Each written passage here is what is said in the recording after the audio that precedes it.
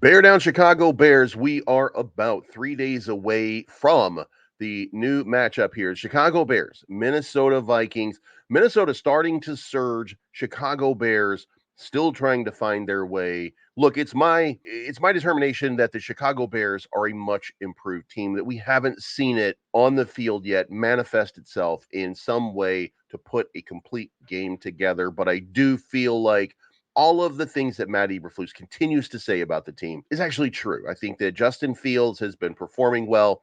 I think Luke Getsy obviously needs to go, that we need a better play caller that works better with our quarterback. Justin Fields at this point is QB1. But the last time the Chicago Bears took on the Minnesota Vikings, that's where we got the injury to Justin Fields, and that saw the push of Tyson Bagent, who led the Bears to a touchdown and then immediately ended up throwing an interception to cost the Bears the game on a drive in which it did appear that the Chicago Bears had an opportunity to get a win, especially against, at that point, a one-win Minnesota Vikings team. So, looked like a preferable matchup, looked like a good matchup. We were still concerned about Luke Getsy and his play calling at that point. We understood, but the defense was performing very well. Now we flash forward to where we are now, and the defense just not holding up very well, giving up 2 touchdowns to the Detroit Lions in the last 4 minutes of a game. At one point, we did have a pretty good performing defense. Does not seem to be the case anymore. Starting to look a little bit tired, a little bit worn down.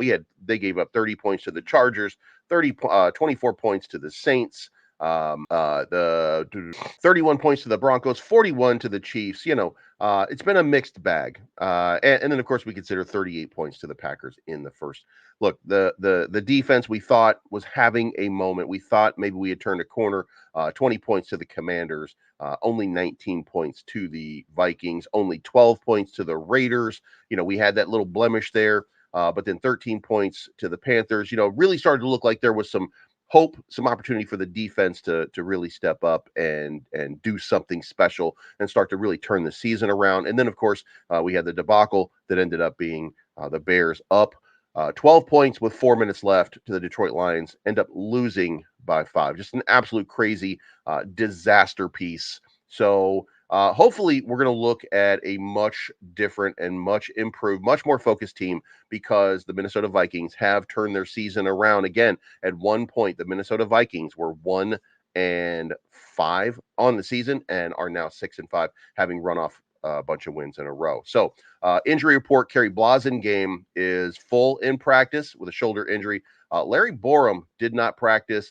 Deontay Foreman did not practice. Lucas Patrick did not practice, and Noah Sewell did not practice. Now, Deontay Foreman was not figuring in as much in part of the offensive scheme against Detroit, and you got to ask yourself why. Well, there's an ankle injury, so he was limited in what he could do. But should he get back to performance level, then I would expect to see that he will be a bigger part of the offense going forward. Khalil Herbert did a great job.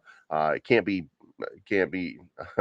understated. Khalil Herbert is a good running back, but Deontay Foreman moves the line. He moves people. He pushes through, and he blasts through that line in a way that we rarely get to see. Lucas Patrick, would like to see Lucas Patrick get a little bit of play time, but it is what it is. We'll see what happens. Now, in important news, the Panthers trade for Bryce Young, which was to the Bears and gave the Bears the #1 overall pick, is now looking like the worst in NFL history. The Panthers received Bryce Young. The Bears received the first-round pick, which is potentially Caleb Williams or Marvin Harrison Jr. And if we could we stop the Caleb Williams conversation? I think that Justin Fields, and that should end it. But they got DJ Moore, Darnell Wright, Tyreek Stevenson, a 2024 fourth-round pick, and a 2025 second-round pick. The amount of haul that they got for Bryce Young, who is turning into an unmitigated disaster at this point, cannot be understated. But let me know what you think in the comment section down below. Is Marvin Harrison Jr. the guy that we want to take to complement DJ Moore? Is that who we want on the team? I think the answer to that should be obvious, and it should be yes. And I think that, Luke Getsy's got to go. But after that, we should be looking at Marvin Harrison #1 and nobody else at this point. When you get the opportunity to take a transcendent receiver and you already have a great quarterback, then you make the move, you make it happen, you lean hard into it. Chicago Bears, you're almost on the clock. Don't screw this up. Anyway, guys, we'll talk to you again very soon. Let me know what you think in the comment section down below. We appreciate you and thank you.